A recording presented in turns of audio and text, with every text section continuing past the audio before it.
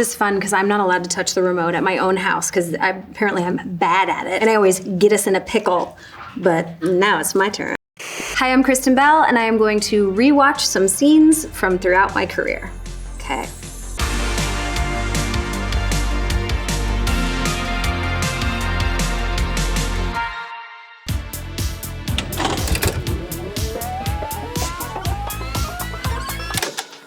The window was open, so's that door. I didn't know they did that anymore. Who knew we owned 8,000 salad plates? For years I've roamed these empty halls. Why have a ballroom with no balls? How did we get that joke in there? Come on! We slid it under the radar. It almost didn't make it in. But then we were like, what are you talking about? That's not what it means. Don't be a perv. I had always dreamed, as many people do, of being involved in a Disney animation film. They're so formidable in your life when you're young, and I was obsessed with them. And I remember sitting in my living room and on my old boombox, recording myself singing The Little Mermaid, just in case I ever needed that tape. And I mean tape, right? When I finally got the opportunity, I was thrilled. And it occurred to me that I would do anything they asked me to. But what I should be valiantly striving for is to create a character that I really needed to see when I was 11 years old, which was someone like this character. Thankfully, they let me do it. I said, all the Disney princesses stand like this. Their hands are always perfect, their posture's perfect. I want her to be the opposite. I want her to wake up with drool in her mouth, and I want her to snore, and I want her to talk too much and too fast and wear her heart on her sleeve and trip over things, and the real quirk for a girl who is lovable but not as put together. And thankfully this whole experience was really collaborative, and some of those things they wrote in and others they didn't, and they let me kind of take the reins. Like the waking up sequence. She was just waking up normally and I said, can I add some snorts? Can you add some drool? Can I make this very realistic and kind of dorky? And they were open to all of it. And I still get such a sense of joy when I see it because I'm very proud. And you've said in the past that your daughters didn't like Frozen. Mm-hmm. Now that they're older, do they appreciate it now? They certainly appreciate it in the fact that they can go to college because of it, but they're not part of the Frozen phenomenon because kids are meant to make you feel grounded and they are meant to reject things that their parents are involved in. Even if they secretly liked it a lot, they would never tell me. For the first time in forever, I'm such a fool, I can't be free.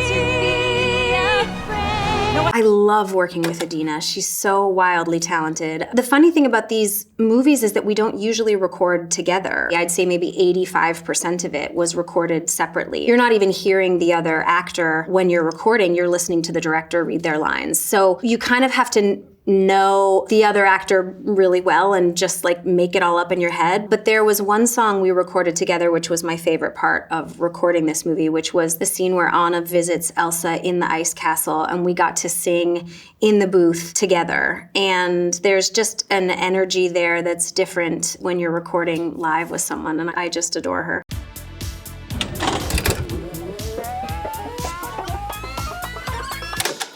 Makes sense for me to go.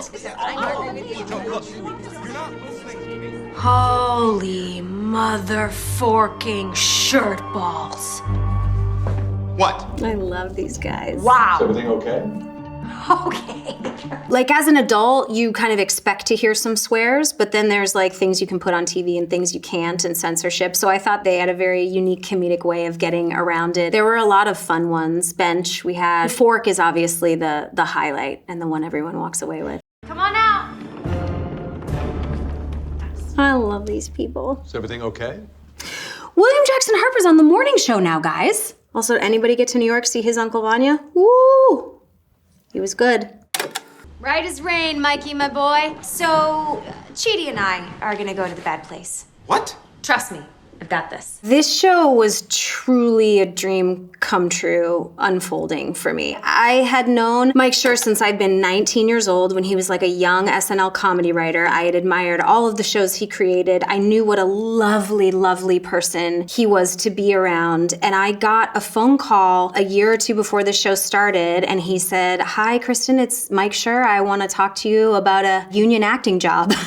And I was like beside myself. I was like, oh my gosh, it's happening. I'm finally able to work for this dream creator. I went into his office for a meeting and it was supposed to be an hour. And I think we talked for maybe 2.5 hours because we realized we were really connecting on this preoccupation with what it means to be a good person. And he said, I really want to write a show about this, and I want it to have a central character who's kind of messing up the world around her, and I want there to be almost video game points, and I want them to discover they're in the bad place, and just everything about it was so interesting to me, and I was really grateful and flattered to finally be included in one of his projects. And then this cast was so much fun. I love these people. They're still some of my closest friends in the world. Yeah, I miss it very, very much.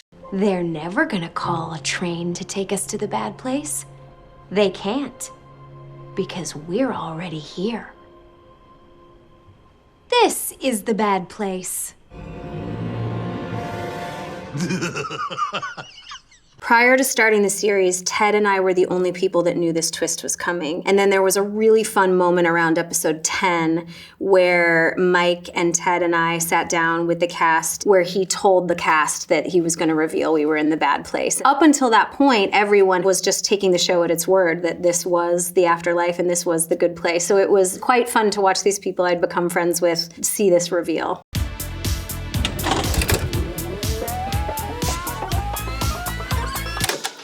Joanne, I listen to your podcast every week. She loves a fan. Oh my God, Zara. I knew I liked you. You have a great name and great taste. What do you like about it? You're embarrassing yourself. Thank you. Look at this old woman aging like a fine wine. It was 30 degrees when we shot that scene. It was shockingly cold in Los Angeles that night. And I was wearing like this off-the-shoulder thing, and that's why like they strategically placed the heat lamps behind us. And I had, I think, a big like woolly blanket over my lap just to try to stay warm. And everyone at the table was so cold, so we would be like shivering like this, and they'd call action, and then we just kind of loosen up and pretend like we weren't freezing to death. You just did this episode about what a bad idea it is to have a three-way with someone hotter than you, and it basically saved my marriage. Always be the hot one. What I liked so much about this character is that she comes across so confident. She comes across so self-assured, and yet what Aaron wrote inside her is like all this vulnerability. I'm not asking for me. I don't care. Okay. Is she Jewish at all? There's not a Jewish bone in her body. Unless you put one in her. When I was reading the script, it occurred to me very early on, like page 3, that the person who played Noah would have to be like sopping wet with charm at all times. Adam has that mode. He can't play a character where he's not oozing charm. I've seen it 1,000 times in his work, and I'm such a big fan of his work. He can also stare like googly-eyed into someone's eyeballs. And I was like, oh, if I can do that too and he can do that, maybe we can make this rom-com work. But I had also worked with him a few times in the past, and he's just a lovely person to be around. He has a great energy on set. He's very creative, and he's very like into the work, but not too much, you know? Like he wants to block the scene out and be very strategic and intellectual, but he's not like trying to be in character with you when you're at crafty. He's just a fun person to be around. And so I put my foot down right away, and I was like, you guys can go through whatever casting process you want, but it's gonna be Adam Brody, so I'll talk to me when you're ready.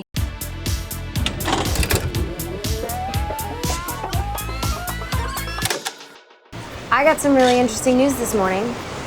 What's that? Crime Scene was canceled. Whoa. I'm gonna be honest, I'm really freaked out right now, okay? Because seemingly the only actresses that actually can survive are the ones that show their cooter, and excuse me, but I refuse to do that. I have a little dignity. This is such a funny movie. I have not seen this movie. I don't know that I've ever seen it in its entirety. Maybe at the screening. Jason did such a good job writing this movie. Jason and Nick Stoller, our director. Wow. It's hard for me to take any credit for this movie because this was so early on. I did not know what I was doing. I was just so happy to be chosen. But I'll tell you, booking this role was wild because I was working in San Diego on Veronica Mars, and I got the audition, which was a lot of material, and then a whole page about just you need to know how to improv. And I was like, I can pretend I know how to improv. And I got it on a Friday morning. And on Veronica Mars, we shot Fraturdays, which means we end around 7:30 in the morning on Saturday. And I did not sleep that night. And I tried to learn this material on set while I was shooting. And then I drove up to Los Angeles and auditioned at like 1 in the afternoon on no sleep. And somehow in that blackout booked this role. And I will be forever grateful. Oh my goodness. And I don't have the frame to support plastic surgery. I would tip over. This voice is very not for me. And I'm not gonna do that. I'm not gonna exploit myself. Nope.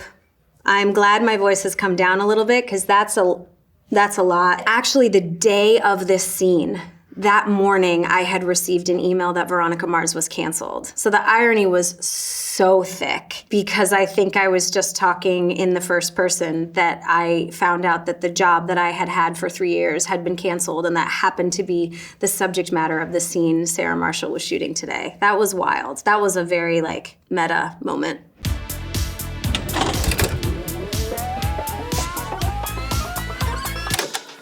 Hey, Upper East Siders, Gossip Girl here, and I have the biggest news ever. One of my many sources, Melanie91, sends us this. Spotted at Grand Central, bags in hand. Veronica Mars had just gotten canceled. Gossip Girl had just gotten greenlit.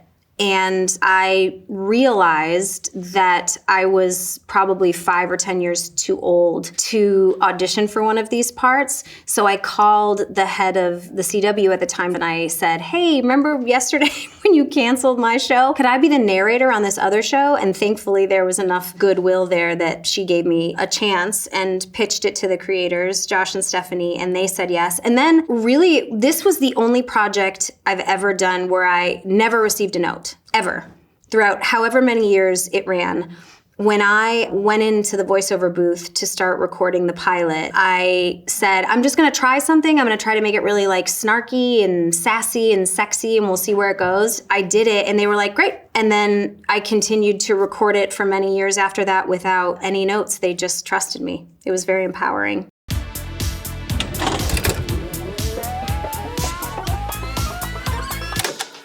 Ever wonder what it feels like to the people you actually taser? Let's give it a whirl. What do you say? I didn't do any taser research. I wouldn't. That's believable enough. I realize I cannot pull off bangs under any circumstance. There's just too many cowlicks. A side swoop, maybe? Logan, move away from him. Veronica, don't. He killed my father! Give me the gun, Veronica.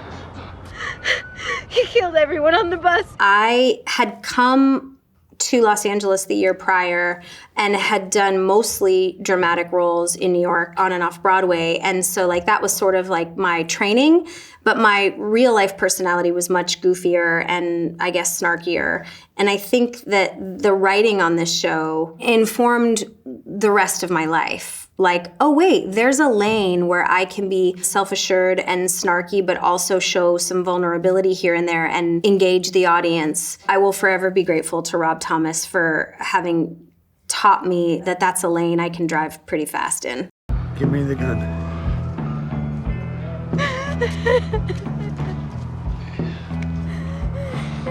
What's interesting is Logan wasn't written as Veronica's love interest. It was supposed to be Duncan, and somehow within the filming of the first couple episodes, people started commenting on the chemistry between Logan and Veronica, probably because it's that old trope that's like bad boy and semi-good girl who probably shouldn't. But there was like a heat and a chemistry to the aggression that they threw at each other. This is a testament to the good writing that they were like, well, we could continue going in this direction or we could take what we have, which is what we think is this chemistry, and write towards it and see what these actors can pull off. And then, yeah, the rest of the series became about Logan and Veronica.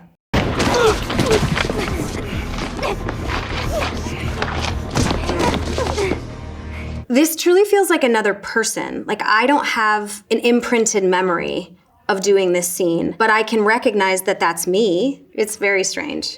Also, I haven't seen Veronica Mars in probably 17 years, awaiting the day when my kids are old enough to watch some of the topics that they explore on Veronica Mars, because I do think that it probably holds up, is my guess. This is a really well-written show.